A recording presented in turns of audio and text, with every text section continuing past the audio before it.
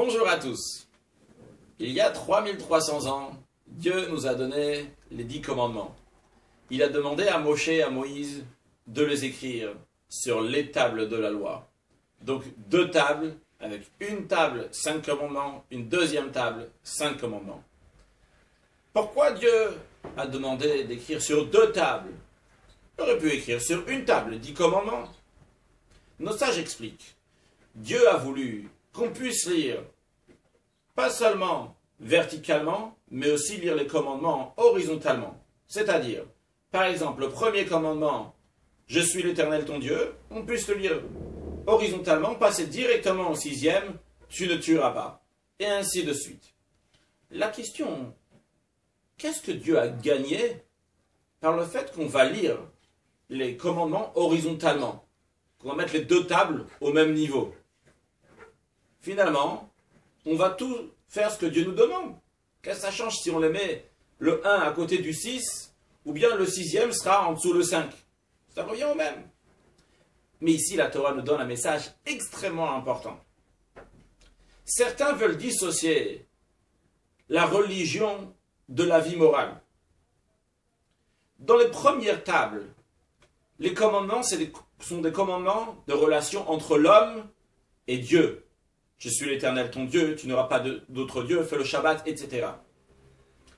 Dans les deuxièmes tables, on parle des commandements entre les humains. Tu ne tueras pas, tu ne feras pas l'adultère, tu ne vas pas voler, etc. Certains pensent que ça n'a pas de rapport. Il y a la vie religieuse et la vie entre guillemets humaine. La Torah te dit, si tu veux réussir ta vie, une vie, il faut que tu fais fusionner ta vie religieuse avec la vie humaine. C'est une seule chose. Il n'y a pas ici de vie. Voyons ça dans l'histoire. Dans l'histoire, on a eu certains qui ont voulu dissocier le premier commandement du 6e. Et de 2 manières. À l'époque des penseurs de lumière du 18e et 19e siècle, ceux qui ont inauguré le moderne, le laïque, la liberté d'esprit, des gens qui se comportaient a priori très bien. Ils étaient convaincus qu'on peut ramener un bon comportement à l'humanité sans le commandement « Je suis l'Éternel ton Dieu ». La société ira très très bien. Pour ne pas tuer, pour ne pas transgresser le 6e commandement, on n'a pas besoin du premier commandement « Je suis l'Éternel ton Dieu ». On est assez fort. La raison humaine est suffisante pour pouvoir bien se comporter.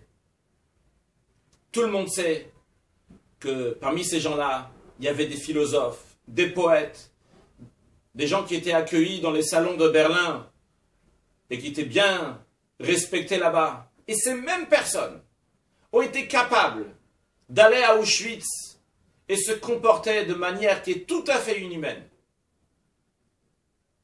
Pourquoi? Parce qu'ils pensaient que la raison seulement était suffisante. Et ça a été une défaite morale. La raison n'est pas suffisante. Penser que moi, l'humain, je peux tout faire et me faire mes règles, tôt ou tard, on va mal se comporter. Et c'est ce qui est leur arrivé. Le rabbi dit à Elie Wiesel dans une longue lettre, l'enseignement que tout le monde, sans exception, devrait tirer de la Shoah, c'est que l'humain ne peut pas compter uniquement sur sa raison et sur ses sentiments. Il faut savoir se comporter basé sur les enseignements de Dieu. Même lorsque tu ne vas pas voler, tu ne vas pas tuer. Tu sais que je fais ces commandements parce que Dieu me l'a demandé. Le 6e commandement est lié avec le premier commandement. Et si on dissocie l'un de l'autre, c'est une défaite morale qui arrive. Mais là n'est pas toute l'image. Il y a un deuxième groupe aussi qui ont essayé de dissocier le 6e commandement du premier commandement. Ce sont des leaders religieux à travers toute génération que pour le premier commandement « Je suis l'Éternel ton Dieu » ont décidé que tout celui qui est infidèle à leur Dieu, il ne mérite pas la vie. Il faut les tuer, les mutiler n'importe où ils sont, à n'importe quel moment, parce que ils ne vont pas avec mon opinion, avec mon Dieu. Je suis l'Éternel ton Dieu, ils connaissaient, et ils connaissent. mais tu ne tueras pas, ils ne connaissent pas. La Torah nous enseigne, tu veux avoir un bon comportement, et pas seulement pour toi personnellement, mais tu veux que le monde soit un beau monde. Tu es obligé de faire fusionner le Dieu dans la matière et la matière dans Dieu. Que tu n'y as pas de vie, que tu n'as pas de monde. Il y a un seul monde et une seule vie qui est faire la volonté de Dieu dans ce monde matériel. Et ça, c'est la seule manière pour bien vivre. Et ça s'exprime aussi dans la vie, dans notre vie de tous les jours, que ce soit dans la vie de société ou dans la vie familiale. Dans la vie de société, Dieu ne nous a pas dit ne travaille pas, ne mange pas, ne dors pas. Dieu t'a dit va au travail. Mais dans ce travail, n'oublie pas que je t'ai dit tu sanctifieras le jour du Shabbat, tu ne travailles pas le jour du Shabbat. Dans ce travail, n'oublie pas, c'est Dieu qui t'a aidé à gagner ta vie. Et tu vas lui donner en charité une partie de ce que tu as gagné. Tu n'oublies pas que dans ce travail, tu restes honnête et tu te comportes comme Dieu te le demande. Parce que tu travailles et tu es lié à Dieu là-bas aussi. De même dans la vie de famille. Certains pensent qu'on peut avoir une belle vie de famille, tout simplement en étant un bon être humain. On sera bien avec son conjoint, on a nos règles, on sait comment se comporter. Dieu n'a rien à nous dire. Eh bien, si on dissocie « Je suis l'Éternel ton Dieu », eh bien, on arrive à tuer, peut-être pas à tuer son conjoint, j'espère pas, mais à tuer dans le sens de blesser, faire couler du sang, faire rougir son conjoint, faire du mal, voler ou tromper, pour pouvoir bien se comporter dans la vie de tous les jours, dans la vie familiale. Il y a besoin de « Je suis l'Éternel ton Dieu ». Il en est de même dans l'autre extrême. Ceux qui pensent que ça suffit de prier et tout est beau et bien à la synagogue, mais lorsqu'ils arrivent à la maison, ils ne savent pas comment se comporter avec leur conjoint et leur famille. La Torah t'enseigne.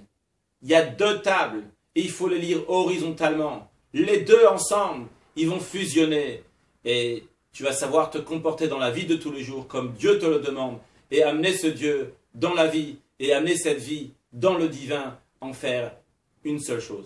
Alors, si nous allons nous comporter comme cela, dans la vie de société, dans la vie de famille, c'est sûr et certain que ça influencera le monde entier, petit à petit, aussi à se comporter d'une telle manière, et de savoir faire le lien entre « Je suis l'Éternel ton Dieu » avec la vie de tous les jours, ne pas tuer, ne pas faire l'adultère, ne pas voler, etc. Et par cela, on méritera un monde qui est extraordinaire, avec la vue de Mashiach très prochainement. Une excellente journée.